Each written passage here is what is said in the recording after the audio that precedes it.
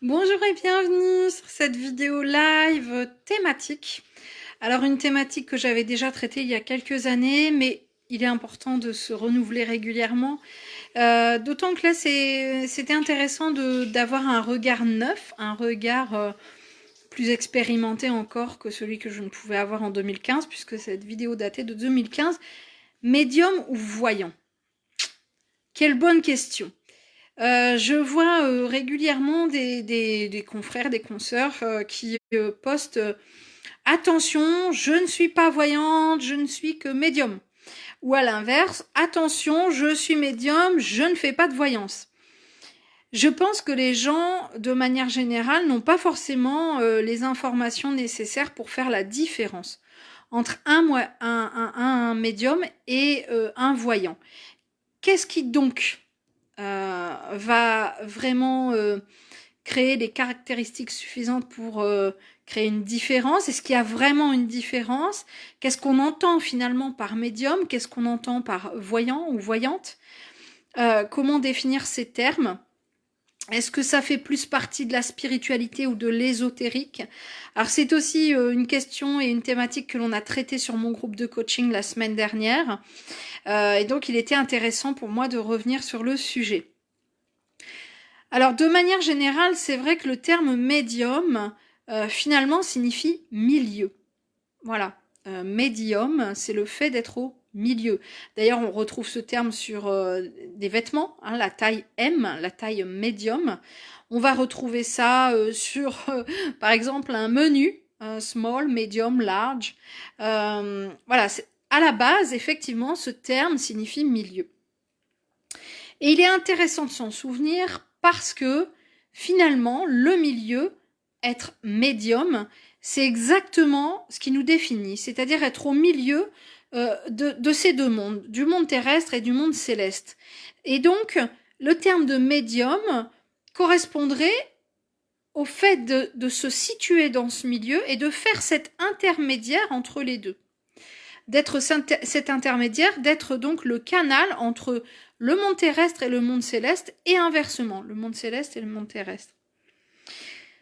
Donc si on part de cette définition, qui semble assez simpliste, hein, finalement, c'est simple, médium, milieu, voilà, je fais la jonction entre les deux. Alors à ce moment-là, on peut effectivement penser que celui qui canalise les guides est un médium, celui qui contacte les défunts est un médium, et c'est assez ma vision des choses. Cependant, la différence avec la voyance, on va y revenir dans quelques instants, est quand même assez subtile si on veut vraiment être puriste. Et pourtant, dans la tête, de manière générale, il est important de mettre une distinction parce qu'effectivement, ça n'est quand même pas la même chose. Ça n'est pas le même travail, ça n'est pas la même jonction, ça n'est pas le même travail intermédiaire. Donc c'est intéressant de se dire, bon, c'est ok, je vais comprendre la différence pour éviter les erreurs. Donc le médium, effectivement, dans l'image et dans la conscience collective, j'ai envie de dire, on va plutôt le voir et le positionner comme une personne ressource intermédiaire entre les deux plans, terrestre et céleste, qui va communiquer avec les guides, les maîtres ascensionnés, les défunts. C'est surtout pour cette caractéristique-là que on va le nommer médium, c'est lorsque il communique avec les défunts. Le voyant ou la voyante va voir. Et donc quand on voit, on va voir notamment l'avenir. C'est, si vous voulez un moyen mémotechnique, c'est ça. Voyant, il voit l'avenir. Le médium, il est au milieu, donc il est entre les deux plans, entre le plan des défunts et le plan terrestre. Je vous la fais courte, hein, parce que c'est bien plus complexe que ça, je vais y revenir, mais si je veux vraiment schématiser, résumer, pour avoir un petit mémotechnique comme ça, ce serait ça. Et donc le voyant ou la voyante va voir, alors effectivement, le passé, le présent, le futur. Il va se positionner sur cette ligne de temps pour essayer d'aider la personne en face de lui elle-même à se positionner et pouvoir aider la personne à voir ce qu'elle ne voit pas forcément et surtout à voir notamment l'avenir qui lui est proposé dans l'instant pour pouvoir mettre en place des actions ou des réflexions et afin de se positionner ou repositionner sur son chemin de vie. C'est comme ça que moi je vois le voyant et que je vois le médium.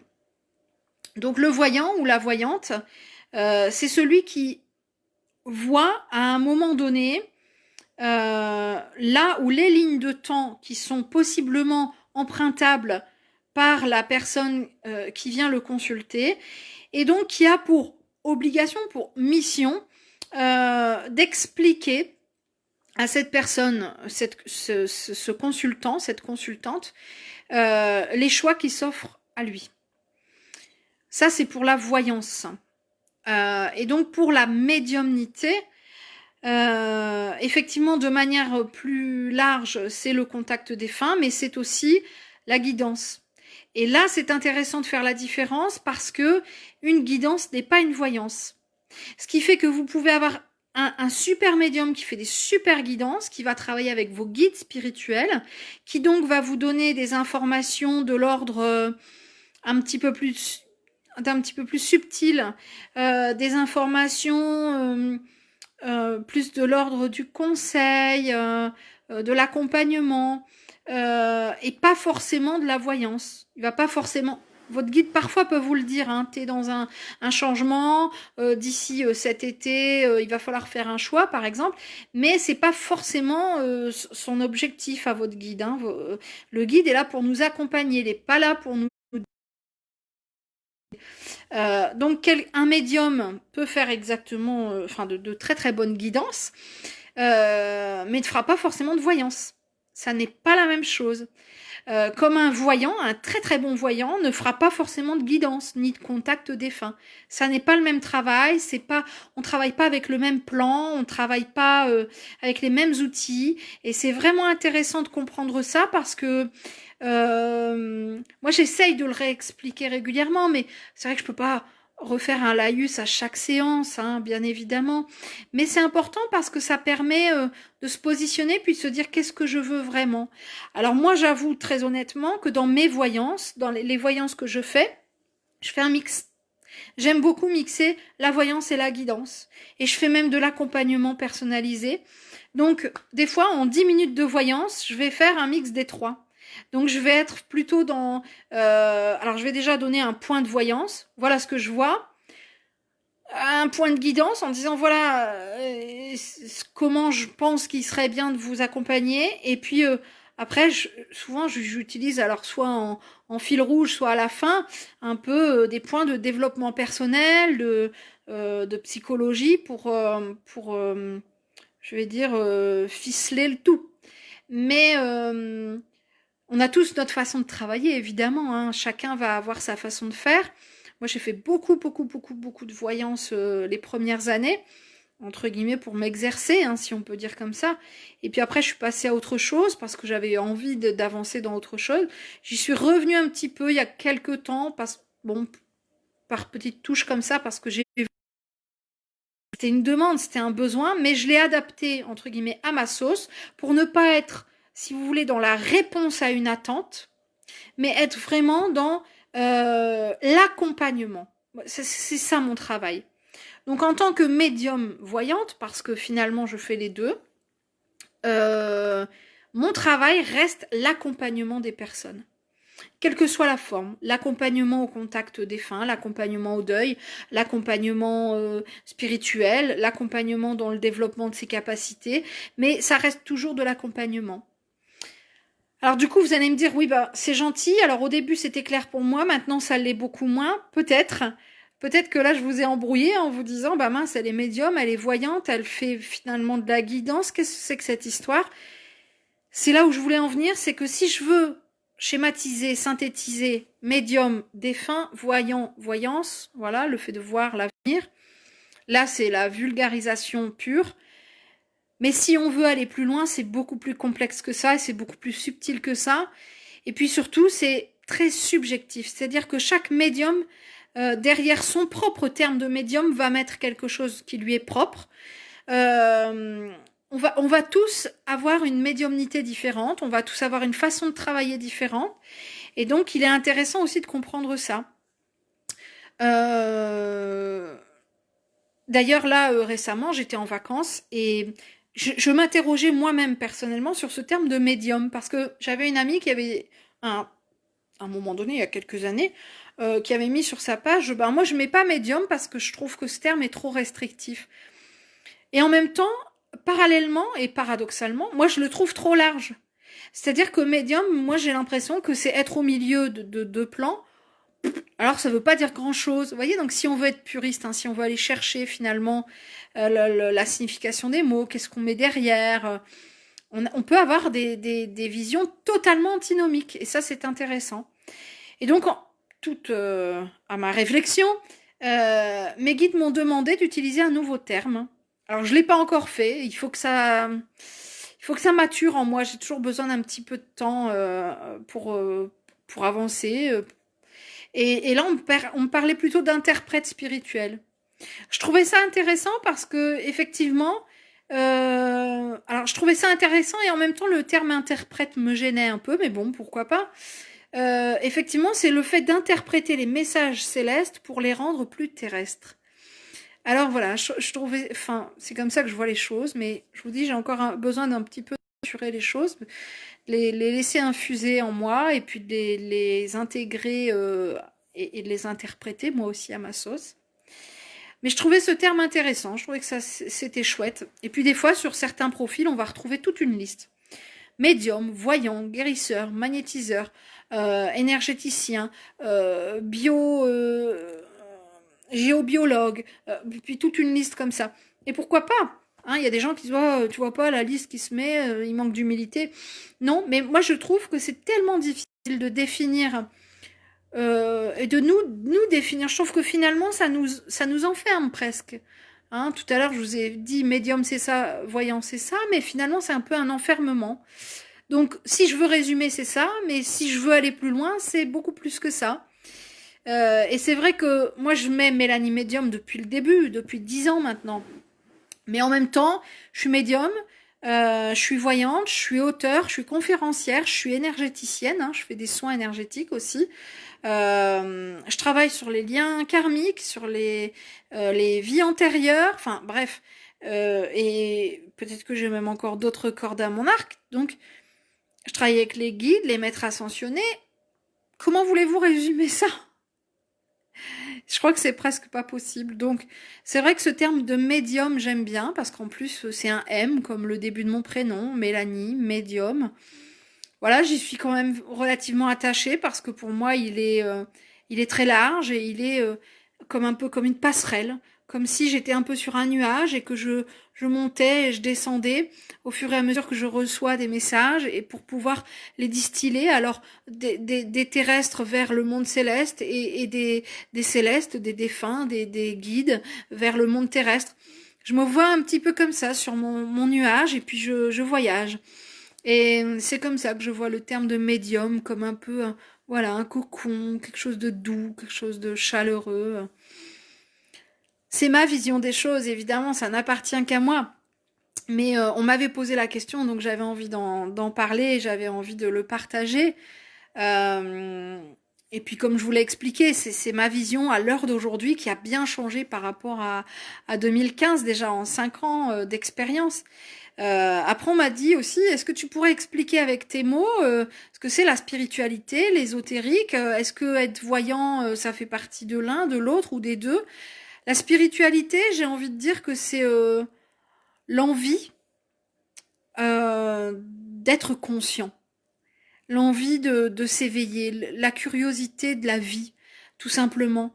Moi, je mets ça dans la spiritualité. C'est prendre conscience que nous sommes un esprit dans un corps. Et c'est s'accorder le temps, s'accorder la confiance, s'accorder le droit et le plaisir de développer toutes nos caractéristiques spirituelles, d'esprit, hein, et se découvrir. Moi je vois comme ça la spiritualité. C'est une découverte de soi d'abord. Alors oui, forcément, c'est découvrir le monde et essayer de découvrir et de comprendre son fonctionnement, le fonctionnement et les interactions aussi avec les autres, mais aussi et principalement avec soi. C'est se tourner vers soi-même pour mieux comprendre le monde. Enfin, moi, c'est comme ça que je la vois, la spiritualité. En ce sens, effectivement, la médiumnité ou la voyance peuvent faire partie de la spiritualité parce qu'ils en sont des outils. Et si on veut classifier encore, effectivement, il ferait partie d'une catégorie que l'on appelle l'ésotérisme, l'ésotérique.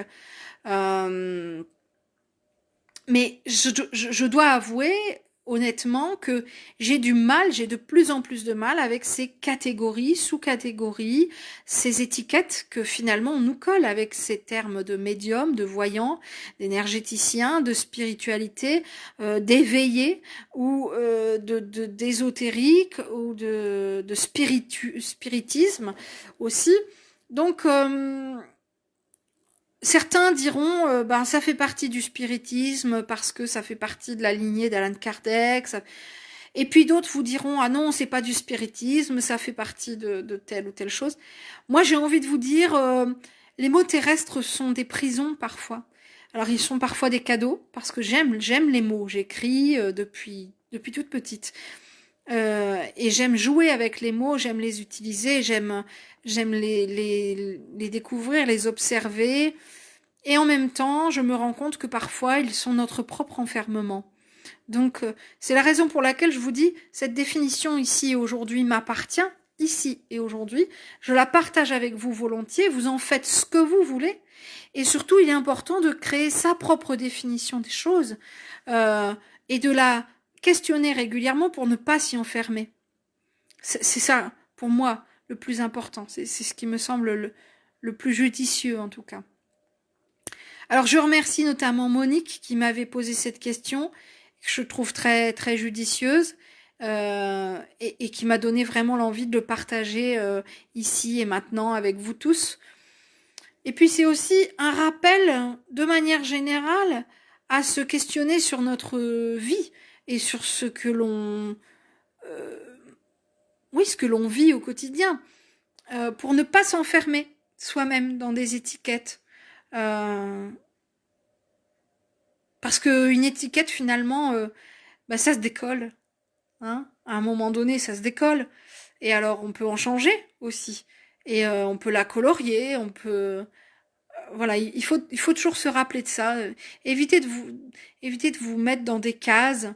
Parce qu'après, on se sent un peu forcé d'y rester, alors qu'on est libre. On a cette liberté d'être, de penser, liberté de faire aussi, qui nous permet justement d'éviter cet étiquetage.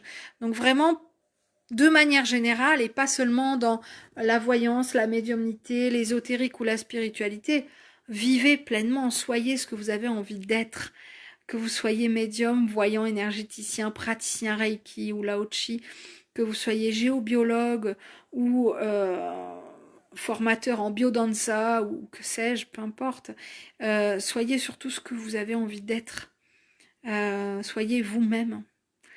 Et ne vous cantonnez pas à un mot ou à une définition. Je vous embrasse. Prenez soin de vous, et si cette vidéo vous a parlé, n'hésitez pas à la partager. Vous retrouverez toutes les autres vidéos sur ma chaîne YouTube, Mélanie Médium. À très vite!